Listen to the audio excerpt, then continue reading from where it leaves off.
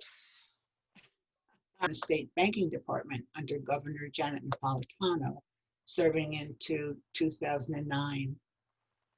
She unsuccessfully ran for Attorney General in 2010 and 2014, but I don't think she'd have that same experience this year. She's been the chair of the Arizona Democratic Party since 2018 and recently steered the ADP ahead after a devastating fire. If you're not reminded of that event, I doubt if you think of the major feat that she and her staff have pulled off. They've kept to their schedule, and it's been business as usual.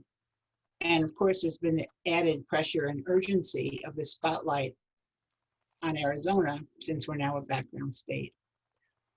She's generous to share her time with us today, and I look forward to hearing what she has to tell us about being stronger together and working as a united team to get us to an overwhelming victory in November. So it's my pleasure to introduce Felecia Rotellini. Wow, Maria, thank you for that introduction. And thank you so much for the opportunity to be with you today. And thank you for reminding me of why we're doing this. And that was an incredible opening introduction with our national anthem. And I'm here actually at my day job in a conference room. And so I'm hoping that you can hear me all right. And I do have some wonderful things to talk to you about. First, the organizing of the Democrats in Yavapai County has been ongoing for years, and talk about a success. You guys are the reason why we are right here on the edge of being a blue state, and you're why we've had so many victories. And you've been leading the way for a long time. For the 2018-2020 term, Yavapai is third overall in Democratic PCs with 213. You are behind only Maricopa County and Pima County, which means that you are number one in the rural counties for recruitment of PCs. Yavapai County has 6 candidates that were recruited through Contest Every Race. This is a program underwritten by the Arizona Democratic Party to find, recruit, and help candidates, especially in our rural counties, and we're so excited about that. Yavapai had the highest turnout of all counties, including Maricopa and Pima, for the presidential preference race with 67.3% voter turnout. Again, Yavapai is first. And for the August primary, our statewide primary, Yavapai had 62.4% total turnout of Democrats. Now, let's just put this in perspective. The Republican turnout statewide was 63.4%, and in Yavapai County, it was 60.8%. That is an incredible statistic. Way to go. And it just is a testament to what you all are doing every day in Yavapai County to get the vote out and to turn our state totally blue. And on August 5, I just want to mention that the Arizona Democratic Party had an education forum with the Yavapai Apache Nation members. And it featured LD6 candidates, Mayor Coral Evans, Felicia Prince, and a lot of local school board candidates and members. So there's a lot going on in Yavapai County, and you truly are an X factor for us. So yeah, the convention was incredibly inspiring, and it really let us know that there's a lot of influential voices coming out of Arizona, Democrats and Republicans, who are going to help us get the vote out.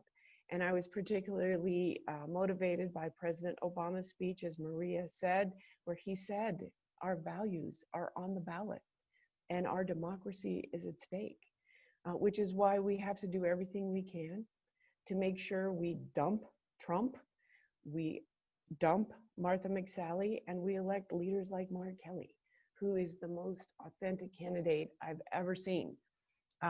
He is a career public servant, a veteran, a Navy combat pilot, a scientist, an engineer, for God's sake, an astronaut, and he's going to use facts and science to make decisions and put people first ahead of politics. So we are so excited about the fact that we are going to put another Democrat in the US Senate. And Joe Biden, Wouldn't it be great now to have a president who tells the truth, who's empathetic, who's going to bring integrity and competence and wisdom and empathy back to the White House where it belongs? We're so excited that he is our candidate. He has a relationship with Arizona. He has a relationship with Yavapai County. I thought the best speech he ever gave before his acceptance speech last Thursday was his speech in Prescott Valley when he gave the eulogy for the Granite Mountain Hotshots in 2014. He has been to Yavapai County as a friend and colleague of the late Senator McCain. He knows Arizona and Arizona knows him. And that's why it doesn't matter that he hasn't come here in person. And that's why Donald Trump keeps coming to Arizona in person. He knows we have the edge, and Democrats are going to make sure we put Joe Biden and Kamala Harris in the White House. And let's talk a minute about Kamala Harris. The feedback that I've been getting from both Republicans and Democrats is all positive. Her background and experience gives her an edge. She's ready to lead from day one. Look at what she's done. She was the district attorney for San Francisco, the attorney general for the state of California. She ran one of the largest law enforcement operations in the entire country. And she's distinguished herself as a US Senator, particularly on the Intelligence Committee, the Judiciary Committee, where she's proven herself as a fighter for the American people on a wide range of issues, from women's rights, corruption, election interference. You know, she understands the rule of law, and she'll be a fighter and a defender of our Constitution. These are great aspects of our ticket that is really going to make sure Democrats, Republicans, and Independents in Arizona vote for that ticket. So we have to look for just a second on 2018 that paved the way. We elected Kirsten Sinema. We elected 4 women statewide, and we are that much closer now to turning Arizona blue in our state legislature. We will flip our state legislature this year. We are just 3 seats away from the state Senate being blue, and just 2 seats from the House being blue. This will be a monumental change that hasn't happened in over 50 years. So all those PCs that are getting the vote out in Yavapai County matter so much in this election.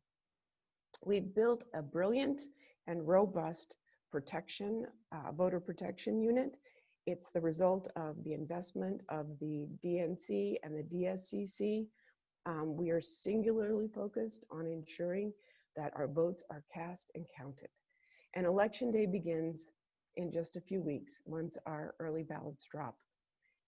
We know that we have to do everything in our power to make sure that our votes get cast and then get counted. So I encourage you all to volunteer, sign up with the Yavapai County Democratic Party to work on getting the vote out. We know we can win because we've done it already. And our Mission for Arizona coordinated campaign is exponentially bigger and started earlier than in 2018. And the proof is in the numbers. In this year, during our statewide election, we have had a great voter turnout. And in fact, 110,000 independent early voters voted in our statewide primary, and 54% broke for Democrats. On Election Day, which was our state primary earlier this month, 50% of the independents who voted on Election Day, who pulled a Democratic ballot, had never voted in a primary. That means they care, and they're engaged, and they're voting for Democrats. And these results are a testament to the work that we've been building for many cycles here in Arizona and in Yavapai County. So our voter registration deadline, as you know, and you'll probably hear it many times today, is October 5 to register to vote for the election. To register to vote or to check your status, go to iwillvote.com. Tell your family and friends to get on the permanent early voting list, and then make a plan to vote. You have many options. Vote by mail. Check your county recorder's office for ballot drop-off locations. So you can take that early ballot in and drop it off at a location that will get straight to the county recorder. Vote early in person at a polling place, and there will be polling centers available, and then vote in person on election day. You know this, but I'm going to say it again. When Democrats win, all Americans win. Our budgets are balanced. We have better health care. We have better education policies. We have more peace. We have more inclusion. We have a more fair and just culture in society. We're going to have to use every ounce of our resources, every ounce of our time. We're going to turf every inch of this state because we have to be victors in this battle, in this battleground state. So Arizona, you know, is playing a crucial part in making sure we get the soul of the nation back. And I just want to thank you. I want to thank you for your generosity, your time, your effort. I thank all the candidates who have put themselves out, your sacrifice and commitment. Let's keep fighting. Let's dump Trump and let's build back better. Thank you so much for letting me be a part of this day. Thank you so much for being here. It's a perfect way to start our meeting and the march on to November 3rd. So you should all be receiving updates from the Arizona Democratic Party. They send a couple a week. It's nothing onerous, telling us about different events and what's coming up. They have great guest speakers. If you are not receiving those, please let me know, and I'll make sure that your name gets put on the VIP list. So you'll get everything. I'm going to put the DWPA address in chat in just a few minutes. So, you can just drop a note there, actually just put it in chat, and I'll make sure that you get it. So our next presenter is Delena De Santo, and she's our Democratic candidate for CD4, the U.S. House of Representatives. For most of us, she needs no introduction, but many of you today are new, which is absolutely fantastic. So some background on Delena. She's an RN and worked as a finance director in several hospitals. As the finance director, she saw families deal with the financial burden of healthcare costs. She saw it tear families apart, and she even witnessed people die due to cancer when they couldn't afford treatments. Her passion is not only healthcare, she cares deeply about our environment and education. She wants to raise up all people and create a nation where all can thrive. So Delena, would you like to bring us up to date on your campaign? Sure. Hi, everyone. I know a lot of you know me, and I don't want to take too much of your time because we have 3 Corporation Commission people that we definitely want to listen to. But as you all know, I want to make healthcare a priority. We have to address our jobs and infrastructure.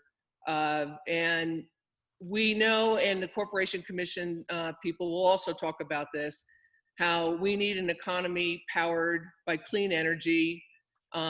We need to protect Social Security and Medicare benefits, protect our veterans, our Native American rights. So there's so many things on the table that we are all in it to win it. And I think that's what we really need to do, is to get together and really try to get support. And all of us candidates need the support. I guess that's what I'm trying to say. It's not just me, it's Judy Stahl, it's John Lutz, it's the Corporation Commission people, it's Felecia French, it's everybody. And we all need your support in some way or another. And to be honest with you, mine's gonna be financial. I'm asking for so much support right now from everyone, and I know I'm getting a lot from you guys, and I'm humbled by that. But I really need more financial help. I'm getting lots of volunteers, which is great, but I have to put them to work. I have to purchase postcards, and all the candidates know what I'm talking about. If I send out 100,000 postcards, it's going to cost $50,000, right? If I'm going to send out or try to text 100,000 people, it's going to cost $80,000. How much? Wait, $8,000. So it costs money to run a campaign. And to be honest, I'm not getting the financial help that I really need. And I know we are all running dry at this point in time. We have given money to Mark Kelly and Joe Biden and to all the candidates. But if you could just dig in a little deeper, just a few dollars more, and not just for me, but for all the candidates on here, every dollar counts. It really does. I have to reach over 50 to 60,000 Republican women. And a lot of those women voted for Anne Marie Ward. They want to get rid of Paul Gosar. I have to reach about 130,000 independents and also keep my momentum with the Democrats. And to do that, I have to keep in contact with them. And so this is what is needed to win an election. And this is what our goal is to get rid of Paul Gosar. And we all know, and we've been hearing it, is he's against creating and funding our post office. And I've talked to several people in Mojave County recently in regards to the effects that's happening. And two of them were seniors that receive medications. And you've probably heard the stories. I'm talking to the choir here. They're really hurting because they're not getting their medications in time or on time. And also small businesses in regards to if they are going, some of them are online services. And so what they do is they mail out their products, and it's not getting to the people on time as they're saying that it's supposed to be. I just purchased more signs, and it's taking another, and it's not going through the USPS, but because there's so much backlog with these signs in regards to other services, they're getting to me later. So it's all being impacted, not funding the post office, and Paul Gosar is against it. Also defunding basically Medicare and Social Security when it comes to these Trump trying to say that he's no longer want to have the FICA taxes because he's going to give tax breaks to everybody. Well, it's not really giving a tax break to everybody because you're defunding Medicare and Social Security. And so Paul Gosar has been defending Trump, and he is a sycophant, basically. And he is really harming our state. And again, with the sanctuary cities, Second Amendment sanctuaries, cities. We cannot continue to have that. I mean, we cannot have people create their own militias. And if we continue him staying in office, even though he might be a minority in Congress, he is a majority with the Western Caucus. He is a majority in regards to talking with people that want to continue these Second Amendment sanctuary cities. And if that continues, this is what the Democrats are so concerned about on Election Day. Are we going to have some type of militias or people that are going to be turning around and saying, intimidating voters going to the polls? Paul Gosar is one of those.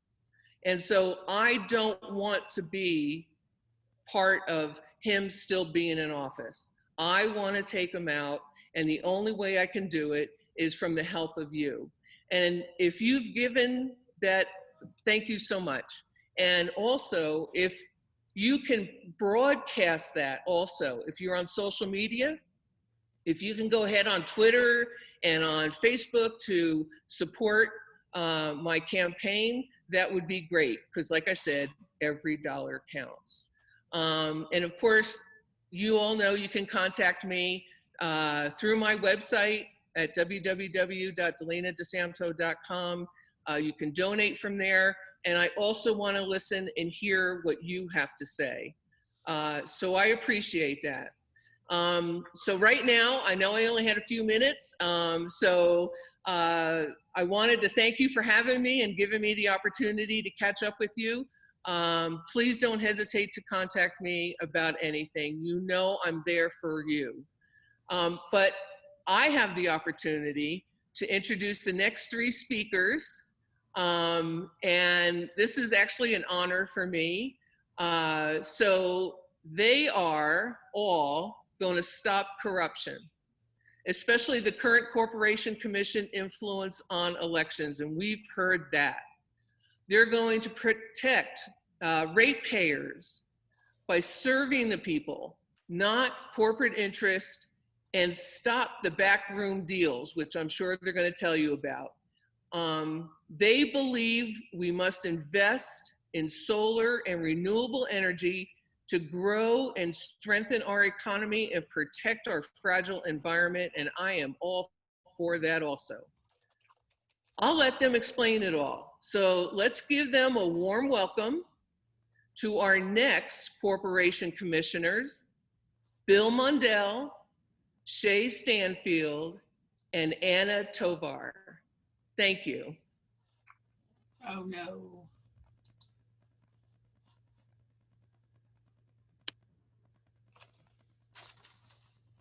Bill? Yes. Okay. Am I first? I don't, if you'd like to be, that's Yes. fine. Go for it. You, Shay, yeah, Anna? No, well, thank you very much, Maria, for having us. And thank you, Democratic women of the Prescott area and Yavapai County. It's always great to talk to you on Zoom. I'd much rather be there in person. As you can see, we're running as the solar team, the three of us together. We want to stop unjustified rate increases by the utilities. We want to stop the dark money spending by the utilities that has led to those unjustified nonstop rate increases and the crushing of rooftop solar. We want to bring back integrity and accountability to the commission.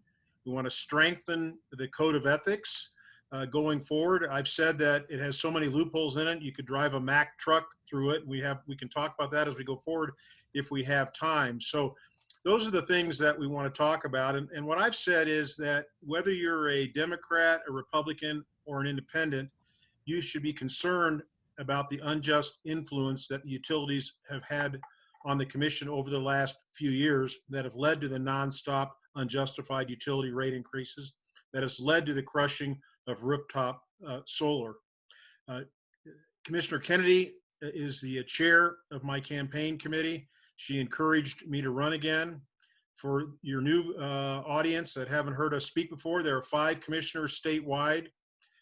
There are 4 Republicans right now and only 1 Democrat, and that is Commissioner Kennedy. There are 3 spots open. You can vote for all 3 of us. That's why we said we're the solar team.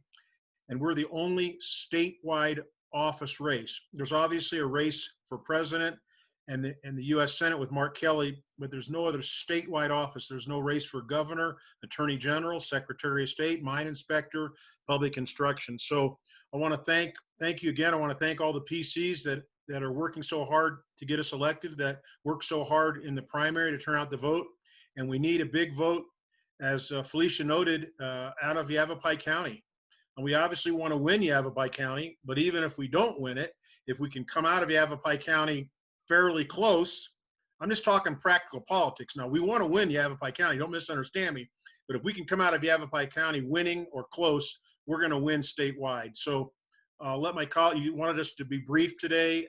If there's questions, I'll answer those, but I'll turn it over to my running mates, Anna and to Shay. Well, thank you, Bill. And again, I just want to say happy Women's Equality Day for each and every one of you. Whereas today we're celebrating the 100th anniversary of our 19th Amendment. And we all know with women's suffrage, it was a pivotal point in our American history. But we also know it didn't begin and end in 1920. Women of color, like myself, had to wait another 45 years until the Voting Rights Act of 1965 to secure the vote. And we are still continuing generations of long civil rights fight that continues today. We're seeing it across the nation. As Bill mentioned, this race is another pivotal moment in our history in Arizona, where we have the absolute power to make the majority Democratic at the Arizona Corporation Commission. This is about putting people first and making sure that we're there to represent and protect them as consumers. We're there to listen, learn, and lead and empower our state on how we move forward with renewable energy. Essentially, bringing that trust and accountability back to the commission is essential for each and every one of us. But again, we need your help. We need you to vote all 3 for the solar team so that we can join Commissioner Kennedy in changing the trajectory of the Arizona Corporation Commission so that it reflects in what it was actually put into our state constitution to do. And that focus needs to be brought back to the people of Arizona. So we ask you to support all 3 of us for our race for the Solar Team 2020. We know we can do it. We can turn the commission blue like we will turn Arizona blue up and down the ticket. Thank you. I will hand it over now to my teammate, Shay. Thank you. Thank you, Anna. Thank you to Prescott Women and the Democrat clubs and the independents and all of you that have come together on this call. We really appreciate you being here today, and we look forward to actually seeing you in the near future. I am running for the Corporation Commission as part of the Solar Team 2020 because I love history. And the history of the Corporation Commission in 1912, when we all started, it was put into the Constitution of Arizona, was for the purpose to protect the health, safety, and welfare of the residents, the Arizonan residents of Arizona, and to make sure that things went safely and smoothly with utilities, railroads, pipelines, securities markets, and all of that. And unfortunately, over in the past number of years, it's drifted away from that for obvious reasons, which we don't have time to go into. But it's returning, as Anna said, returning the Corporation Commission to the citizens of Arizona and having a team there that puts you and your families first over corporate interest and profits is the goal of this team. And helping Sandra Kennedy get on board and moving the renewable energy standards forward. Bill and Commissioner Kennedy started the REST rules a number of years ago. They've been stalled out. We need to pick them up, dust them off, expand them, and move them forward. So, and then the other part, as Anna and Bill have indicated, we do need integrity on the commission.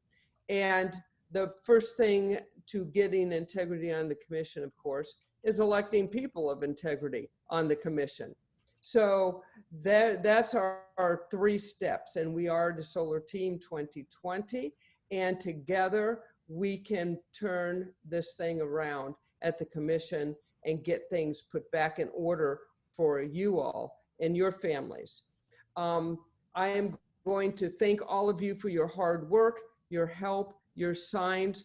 Thank you for helping us decorate our car for the rally a couple weeks ago. That was fun. And I look forward to the next rally, which is October, I think, at some point. So that'll be a good event too. Having said all that, I am going to my task is to introduce Judy Stahl. And I met Judy very early on in this race. I think we were at the picnic last summer, last June or something like that. And one of the things that I was extremely impressed with Judy was she's a health practitioner. And that not just a medical hospital doctor practitioner, but she's in holistic health. And I really think that we need a voice for holistic health in our health system. We don't always have to turn to prescriptions. We don't always have to go down the route of treating symptoms. When we have people that are knowledgeable on wholeness and whole health, that can solve problems before we go down sometimes the more dangerous roads of prescription drugs. And Judy is a go-getter. I hear from her every couple weeks. I am endorsing Judy. We're getting together a statement right now so that we can put that forward. But what a breath of fresh air for us and our whole group of candidates here. From the standpoint, it just really represents caring for the community and caring for families and the holistic approach. So with that, Judy, where are you? The floor is yours. Oh, the screen is yours. Hi, Shay. Thank you very much. And hi, Democratic women of the Prescott area. Thank you for inviting me to speak. And it's lovely to see you all. I will look forward to the day when we can all see each other in person. You know, it's the Democratic women of the Prescott area who are really the wind beneath the wings of my campaign. You guys have been there since the very beginning. And so my gratitude knows no ends. I'm honored to be on this call with the fabulous candidates whom we've got in this state and this district and this area.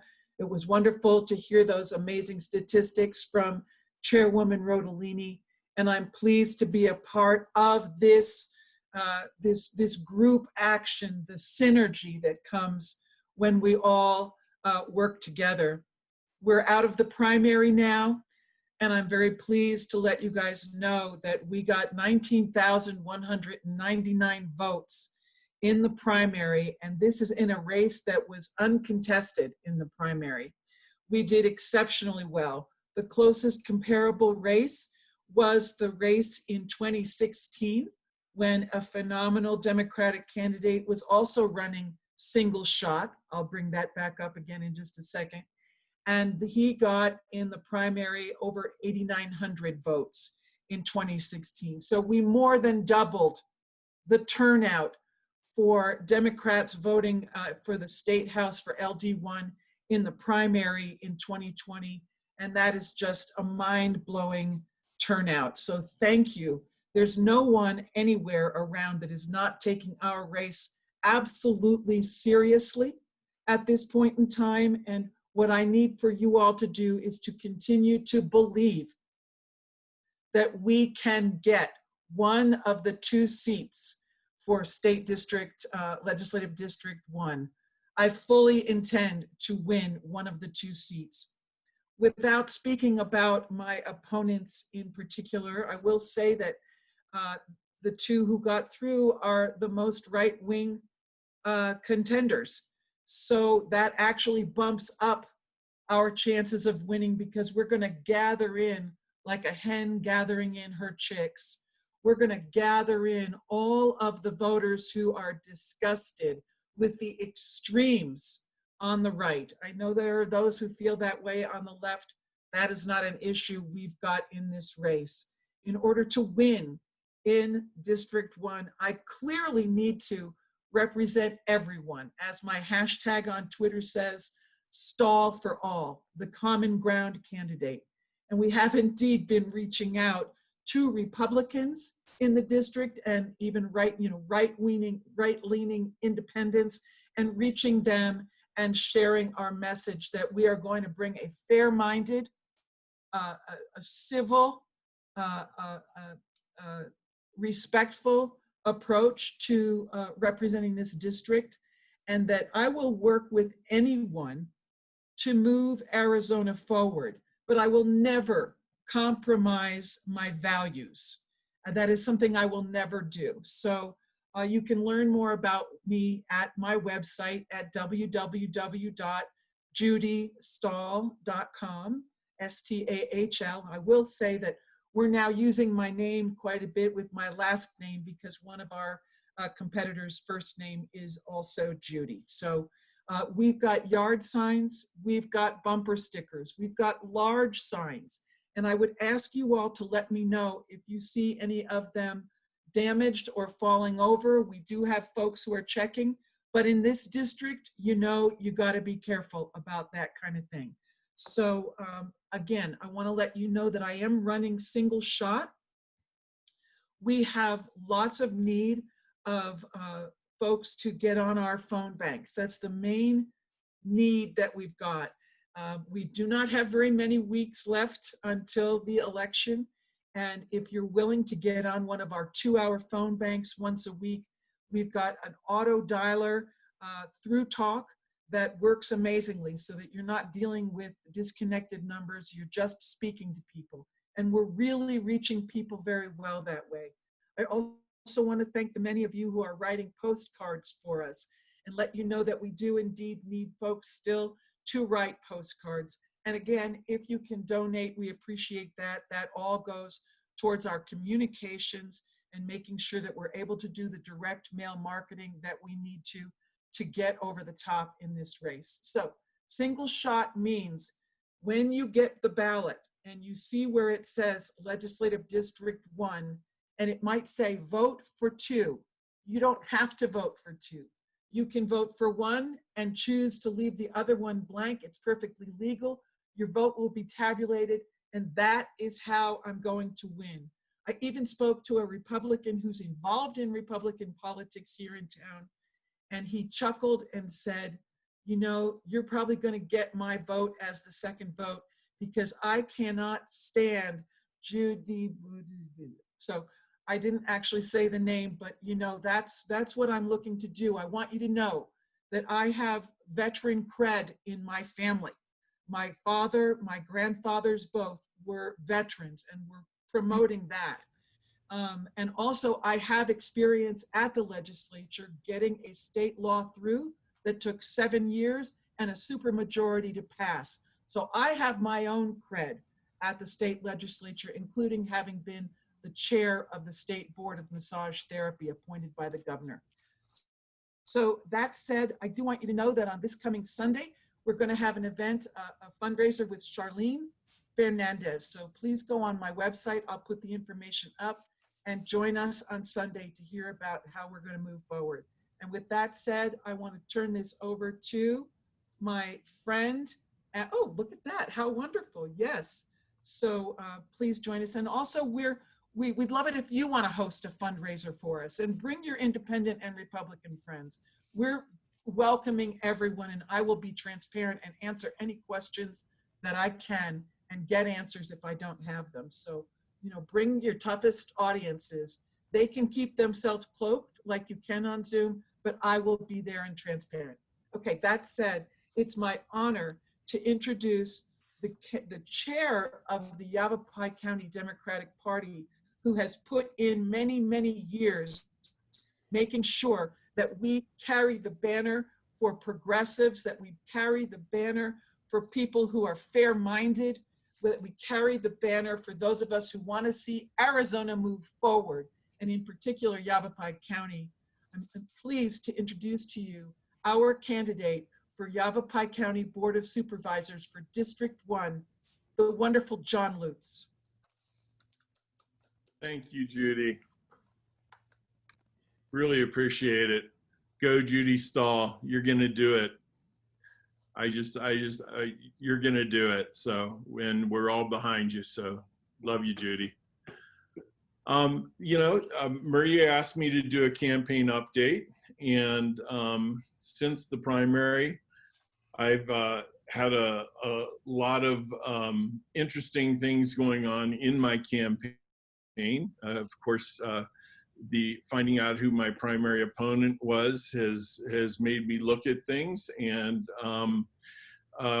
some of you may know that last week in front of the Highway 69 Republicans, I actually answered yes to would I build the jail. And I have not explained my full position on this to anybody yet, and you are going to be my first audience for letting me eliminate you with my point of view on this at this current time. So the Justice Center is funded, and I say, let's move on. When I decided to run for County Board of Supervisors in District 1, it was because I believed that I could be the kind of representative that Yavapai County needs, one that listens to people and works towards solutions that are best for everyone in our community. I also knew I could communicate those decisions and solutions clearly to my constituents. That said, I was concerned when I learned that the county was going forward with a plan to secure a $65 million bond at a time when we were just becoming aware of the global pandemic spreading in the United States. The move seemed ill-advised, and the 18% property tax increase struck me as a potential blow to many people when they could least afford it. The board finalized the bond in April and has proceeded with plans to build the new Justice Center and jail in Prescott, already breaking ground. I took the next few months to investigate the plans being put forth and expanded my view by taking time to listen to both those criticizing and those supporting the new Justice Center. Well, it might have been a good idea to wait to build the Justice Center until the economic toll was determined. After several conversations with law enforcement officers and after reading up on the history and plans for the project, I've reached the conclusion that the county needs it sooner rather than later. Delaying it may even lead to increased costs and force the county to create temporary facilities to solve problems. In light of that, I've decided to support the project. No opinion for or against the Justice Center will have any effect on whether it goes forward. We are not interested in a pointless public fight over whether the project is good or not. That gets us nowhere. The current situation was created by lack of clear communication with the public. When a vote is taken with no clear explanation to the residents of why it's important now, people come to the wrong conclusions. The explanations are clear to me now. First, the Camp Verde jail has been over capacity in spite of a 5-year effort to reduce the number of mentally ill and drug addicted people incarcerated through outreach and treatment programs. Statistics show that those programs are working, but arrests increase with population increases. When a pandemic poses a serious health risk, overcrowding is unacceptable. Second, the county's population was 235,000 at the end of 2019.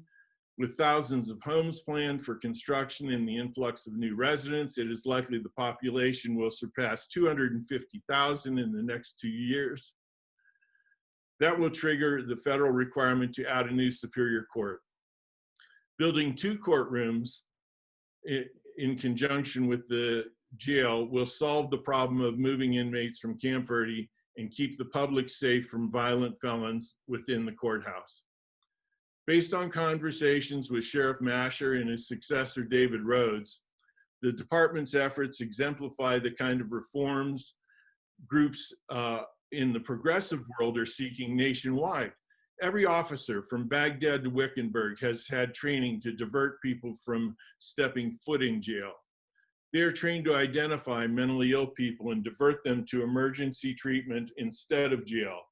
They are also diverting those arrested for drug possession to drug court for treatment.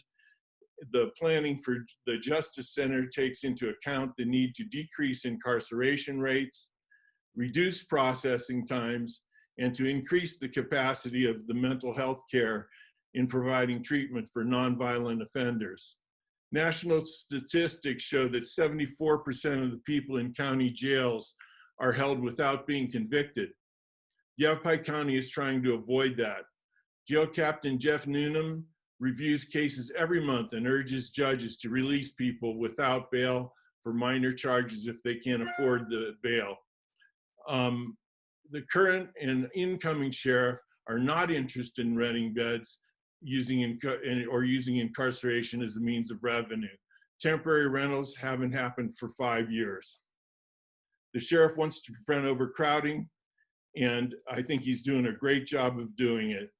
So going forward, I'd like to see more involvement of the public on critical and upcoming issues and more customer service on the part of the county government. As we approach future issues, we need skilled communication within the Board of Supervisors, and applying some simple upgrades in technology at the county could give us a better chance to all listen and know what's going on. We can't go forward looking in the rearview mirror. There are new issues coming up that will require focus and community engagement. Water, growth, energy, community health, transportation, and revitalizing our economy. These will require time, resources, and innovation and healthy dialogue with the community. The Justice Center is funded. The current Board of Supervisors has seen to that. Let's move on and focus on the upcoming challenges. Thank you. I'm glad I got to present this to you guys, and I feel really good about where I'm headed with this. And I invite you all to come to me with questions that can be in the chat, or please come to my website or email me on this. I've gone on long enough. Our next speaker is accomplished in building stakeholder relations, collaboration with diverse populations. She is a published author on social policy, public administration, and capital campaigns. Let me give you Democratic candidate for Yavapai County Board of Supervisors in District 3, the fabulous Dr. Donna Michaels. Thank you very much, John. Wow, what an introduction. Oh my, I'm going to take you everywhere with me. I appreciate it. And thank you all for being online today, continuing the energy that I know takes to help motivate we candidates. I am so grateful for Yavapai County, Prescott area women Democrats. You guys have truly been an inspiration to me. And I hold you up as a model, I must tell you, to others, even in our more local, smaller areas, because what you've done to help my campaign is amazing. And also to encourage me on a personal and candidate level. So I'm very grateful to you all for that. Now, it's interesting because both John and I, of course, are running for county supervisor. I for District 3, he for District 1. And we're going to start our tenure out disagreeing on an issue, but this tells you more about the character of each of us and how important it is that we have the fullest, broadest consideration and a depth in a particular policy matter as is possible. So just to make sure that the record is clear, know that I am opposed to the jail. And it's not because I think we should leave things in bad shape or that we should defund police, quite the contrary. What I do believe, based on the research that I've done, and I invite you to go to my website, donnaforddistrict3.com, and read the op-ed, which they won't allow a candidate to publish, but which I wrote a month, maybe 2 ago, laying out the pros and cons. And at the end of the day, however worthy this project is, and there's a lot to it that is worthy, I'm a proponent and have been in my career and in the books that I've written about diversion programs. In fact, that's a powerful paradigm shift in our country and one that's indeed needed. So I certainly support those components. I do not support spending $68 million on some of the brick and mortar parts of this when I think we could rehab what we have now, particularly in this extraordinary pandemic, and not impose an 18% primary property tax. That's the short and long of that. I love you, John. I respect your decision. And I know we'll have a lot of robust, energetic conversations about it before it is completely resolved to our public satisfaction. That said, things are going well in the Michaels campaign, and I want you to know that. We are meeting people on a regular basis. We even now have, hold on to your hats, a group that's putting Republicans for Donna on a Facebook group. So yeah, that's a pretty powerful message. And the reason is this. This is about local control. The supervisor impacts your daily life from the moment, or their decisions from the moment you get up and walk out the door, start your car and drive down a road.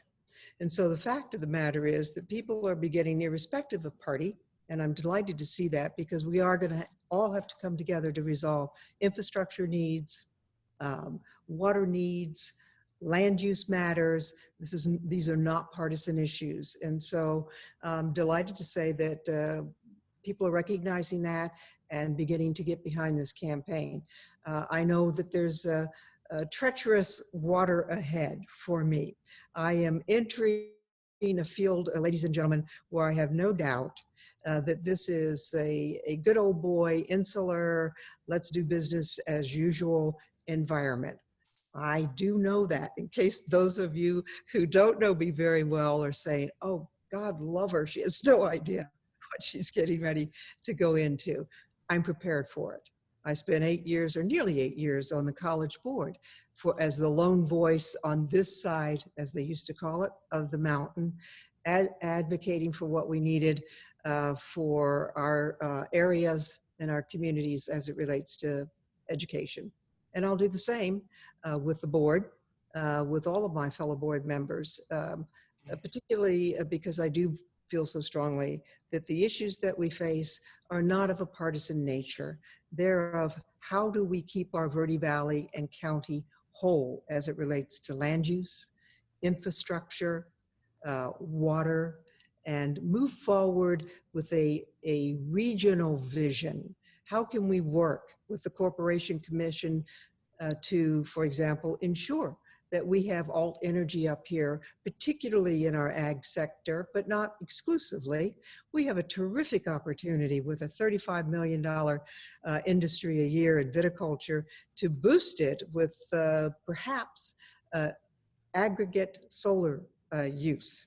And if they could pool the resources to be able to get solar up with contiguous vineyards, which is usually the case in our area anyway, it would be wonderful to see that economy continue to grow. So thank you for all that you are doing to help the Michaels campaign.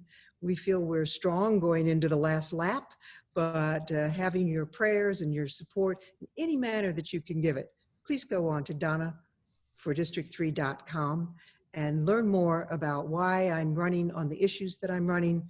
Read the op-ed, and don't forget to hit donate. Thank you all. Donna, thank you so much. Do you have any chat sessions like John? John has, like, opens up once a week or for 45 minutes to chat with him. Do you do the same thing? I would love to do that. We are just learning everything. I liken it to laying the track while you're running on it as a train.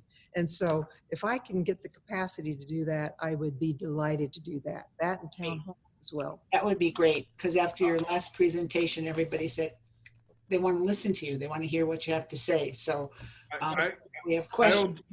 I'll jump in and say I have a chat with John at 4:30 this afternoon. So if you go to my website, you can just push for the Zoom link and join us for chat with John. And I may have raised some questions that you want to chat with me about actually today. So thank you. Thank both of you. So our next presenter is Tony Dennis, and she's going to bring us up to date on some of the propositions that are going to be on the ballot and maybe some other issues. Tony was the prior chair of the Yavapai County Democratic Party, and I credit her with bringing us into the 21st century. She just did a tremendous job, and she's a past president or past chair of the Democratic Women, and she's currently on our board. She's also on the board of the Arizona Federation of Democratic Women. And so, Tony, you want to take over? Yeah, thank you for that introduction, Maria.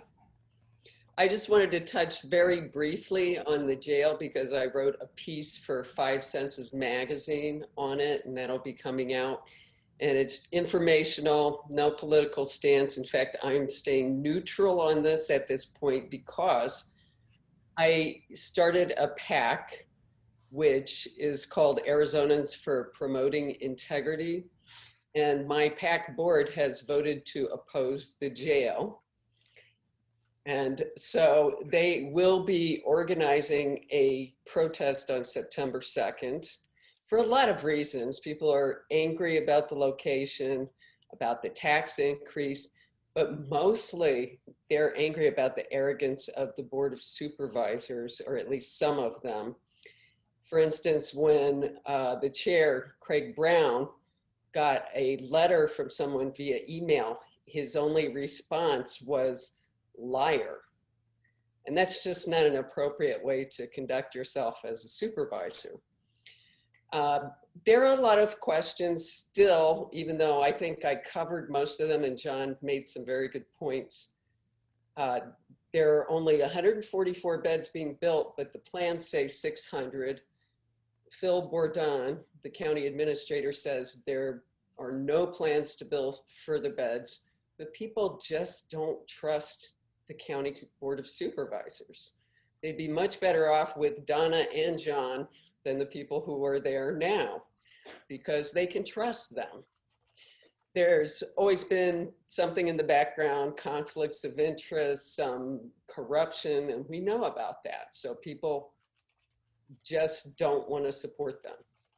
So there will be a protest. You'll be hearing about it. There's going to be radio ads. There's going to be a social media campaign. I'm not going to promote it at the moment. I'm going to tell you about the marijuana proposition partly because Michael Weiser was a good friend of mine. He stayed here at my house many times when he was on the road doing his work to get this put in place. And he did a phenomenal job. And that is why all of the marijuana community came behind it, the Marijuana Industry Trade Association, the dispensaries, the whole community. And there's a word in Japanese called ikigai, which means one's reason for being, one's personal passion. And Michael had an ikigai for this proposition, which he felt was important to keep people out of jail, for one thing, for minor crimes that turn into felonies in this state and ruin people's lives. What you might want to know about the proposition, I'll just say briefly that only adults 21 and older would be able to possess an ounce of marijuana and no more than 5 grams of concentrates. Home cultivation would be 6 plants for an individual at their primary residence, 12 plants at a residence with 2 or more individuals. The Arizona Department of Health Services would establish recreational marijuana regulations before April 5th of 2021. And there would be a 16% excise tax, the same as cigarettes and alcohol, which would be used to fund various state agencies like community colleges, police and fire departments, and the Highway User Fund.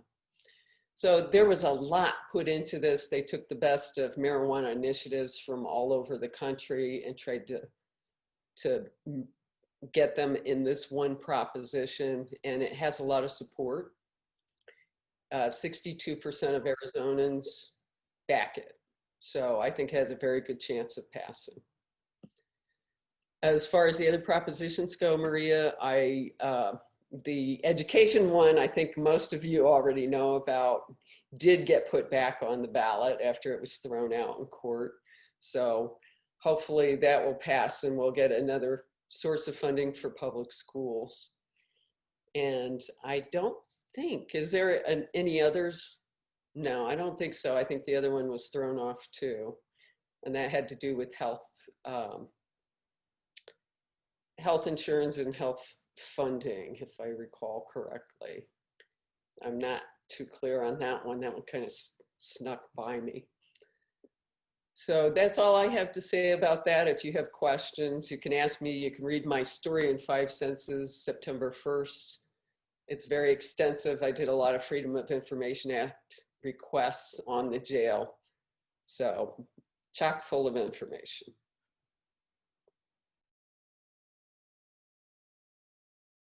Maria, you're muted. See, this is what I feel like. I'm just like at home when I talk to my husband. It's like nobody hears me. Excuse me. So Nicola Phillips is joining Derek Honeyman as a political organizer for Mission, Arizona. And they're going to just take a few minutes to talk about what's coming up. So are you both unmuted and with us? Hi, Maria. Hey, Awesome. hi. Thanks. Thank you. Hi, everybody. Thanks so much for coming. I promise we won't take too long, really briefly here. So my name's Derek, and then I'm also going to introduce Nicola here in a second. I've met many of you on the phones or Zoom or something like that, email. But we are the Prescott area field organizers with Mission for Arizona, which is the 2020 Dem coordinated campaign for Joe Biden, Kamala Harris, Mark Kelly, and Dems up and down the ballot.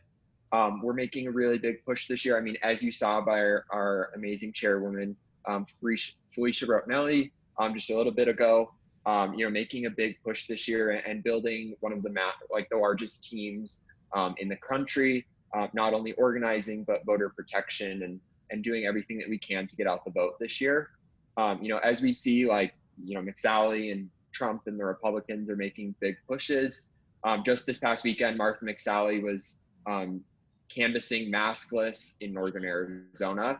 And so just continuing our big pushes and doing everything that we can to counter against that and getting out the vote.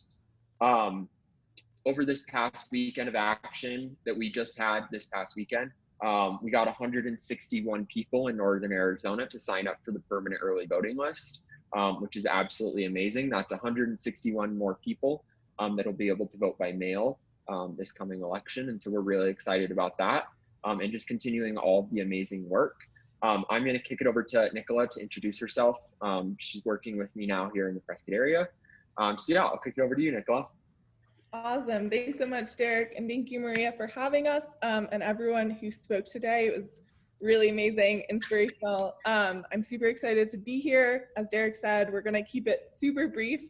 I just want to give you a quick idea of what the next 9-ish weeks are going to look like for our campaign. So we are heading into September now, which means that GOTV is right around the corner. And we are really growing our volunteer army at the moment. Derek highlighted the stats from our past weekend of action. That impact that we have, that tangible impact, it's literally not possible without our volunteers. Volunteers are absolutely crucial to the work we do. We are a very dedicated, resourceful team, but we're gonna have to reach millions more people across the state between now and November. And so we need every one of you to be involved. Some of you have already gotten involved with the campaign. We love having you on board. For those who have not gotten involved, we would love to have you join us. We have a number of opportunities to get involved. We have phone banks every day of the week. We also are, next week, we are kicking off, Derek and I are kicking off our inaugural Prescott area meeting / happy hour, which we're gonna test out going forward. And we also have additional exciting events coming up going into September. On September 10th, we have the Yavapai County Rally, which we are super excited about. And if you're not shared on that, then Derek is dropping the mobilize links for that. We would love to have you get involved. We're gonna be, this is the end of the meeting, so we're hopping off after this, but Derek is sharing you on our contact info. So if you want to get involved, please reach out to either of us. We would love to talk to you. Thank you so much. And I will pass it back to Maria.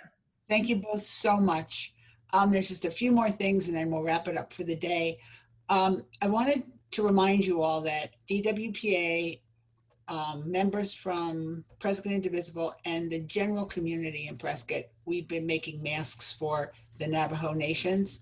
And as of yesterday, we've delivered over 7,000 masks. So now the need is the schools. The schools need masks for when the kids go back. And Deb Felecia and I have been working together in organizing sewers and delivery of masks. So I think Deb is going to be putting some of the info. Oh, she's got it all. No, she'll be putting some of the info in chat about how to help us out. The need is huge. We have 4 different sizes of masks, from extra small for like kindergartner and first graders all the way up to the adult teachers. So we need your help, and you can contact me and contact Deb, or we have Yavapai County Mask Project. That's a Facebook page.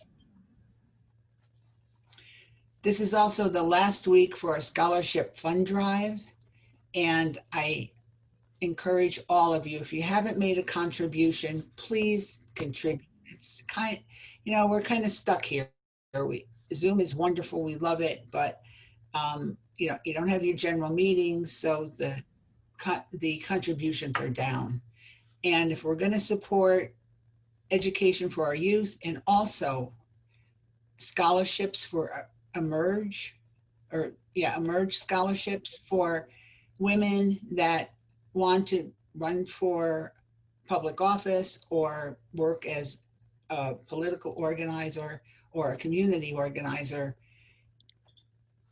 we need some more money. So please think about donating. You can do it on the website, and we appreciate that very much. If you donate over $60, you get a Democratic mask and a huge thank you. So thank you. Isabel Sarasades is our treasurer, and I'm here. Oh, good. She's going to bring you up to date on a new effort, and then we'll spin the wheel. All right. Thank you for the time to allow us to talk about United We Stand. There's a few members that are part of DWPA, and we're also leads on the Nextdoor app. And for those of you that don't know what the Nextdoor app is, it's an app that you can go on where you can talk to your neighbors. You can find out what's going on in the neighborhood, whether it's lost dogs, to talk about development, if you need a plumber. There's even a help map on there if you want to help your neighbor or if a neighbor needs help. So it allows us to connect with our neighbors and other close by communities. The only thing you can't do on Nextdoor is talk politics and religion and controversial issues, but you can do that in groups. So what we decided is we created a group called United We Stand, and we go into the app, and we've invited a lot of people, and there's also a lot of members that are on there now. So those of you that have joined, thank you very much. And what we can do is talk about the candidates that we want to support and why we want to support them, and make a good argument so our neighbors know where we're coming from, because it's not just liberals, Democrats, or Republicans. It's just all kinds of people on there. So we just want to make an emphasis as to how we feel and why we're voting the way we are. And hopefully we'll start to see some change, and people will recognize their neighbors as having differences, and maybe accepting us and us accepting them a little bit more. And maybe we can sway them also to vote and see why we're voting for who we're voting for. So what I'll do is I'll go ahead and put my email address, and I'll send it to all of you if you need the link to join Nextdoor. And if you have any questions, you can also send me questions. Right now we have 49 members, and this has only been in a few days. So we're trying to increase our number in the group. And we also want to invite other people that may be out of state, because we have someone as far as Washington State that is in the group. And we want to look at other groups within the nation that maybe want to talk to people here in a red community and see what's going on over here. So that's all about United We Stand. And I also want to mention that on Wednesday, September 9th, we're going to be having our next happy hour, our next Drink Liberally. So I hope you all can put that on your calendar. Once again, that's Wednesday, September 9th at 4 p.m. And Maria, I believe you'll be sending out a link to that? Oh, yeah. The newsletter comes out next week. So. Okay. And in addition to that, we're going to have our next general meeting on Wednesday, September 23rd at 1 p.m. And the focus on that is going to be on the ballot propositions. So hopefully you can join us again, and it'll be good to see you all again. And right now I know everyone's really anxious for the raffle. So I'm going to turn it over to Kelsey so she can do the Wheel of Fortune. Maria, you have to give me screen share again because I got bounced off. I thought, what? Okay. Sorry. That's okay. Sorry, I got bounced off. Oh, okay, got it. It happens.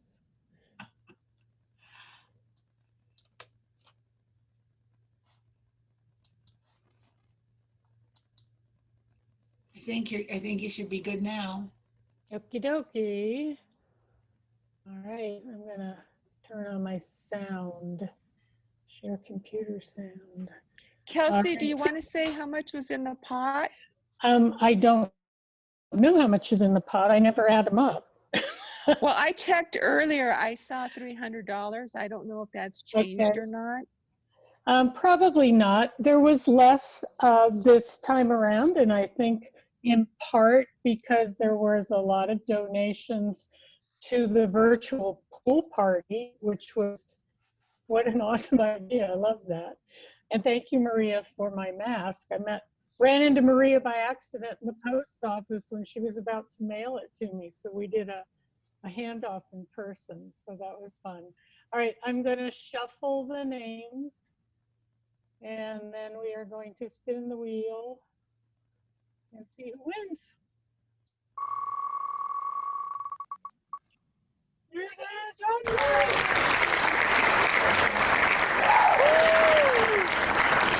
think Judy's won before. I don't remember that, but maybe she has. All right. Awesome. She did. She won once before. So we'll let her know. You want to unshare? Oh, absolutely. Well, thank you, everyone. It's been a pleasure. The 50% of the $300 goes directly to the scholarship fund this month, and then coming up, we have a couple events that we're going to have. We're going to try a scavenger hunt in October, so look forward to that. It'll be a nice little break the weekend before the ballots drop, so look forward to that. So thank you all very much for coming, and I'll see you next month. And if you guys want to stay on and chat, please do so. So thank you. Thank you, Kelsey. Aha.